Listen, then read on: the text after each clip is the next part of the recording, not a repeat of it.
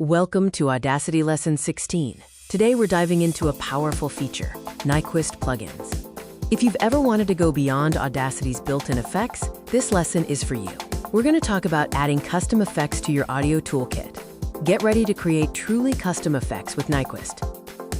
Nyquist is a programming language specifically designed for sound synthesis and analysis, and it's built right into Audacity. Using plugins, you can significantly extend Audacity's functionality, adding new tools and creative possibilities to your editing workflow.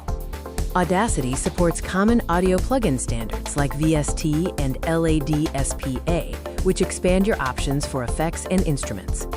Installing standard plugins like VST or LADSPA usually involves placing the plugin files in Audacity's plugin folder and then enabling them through the preferences. Beyond standard plugins, Nyquist allows you to write your own custom scripts for unique effects or to automate complex editing tasks. What sets Nyquist apart is that you're literally coding the sound itself. This gives you unparalleled control and flexibility to design soundscapes impossible with traditional effects. Let's look at a simple Nyquist script to demonstrate. We can easily define a custom gain or amplitude effect, controlling exactly how loud or quiet the audio becomes based on a precise formula.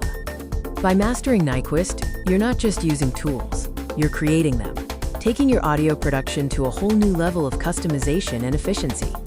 Remember, plugins and Nyquist scripts are key to extending Audacity's capabilities, allowing for powerful automation of repetitive or complex audio tasks. In the next lesson, we'll dive deeper into writing more complex Nyquist functions so you can build even more intricate custom effects. Stay tuned.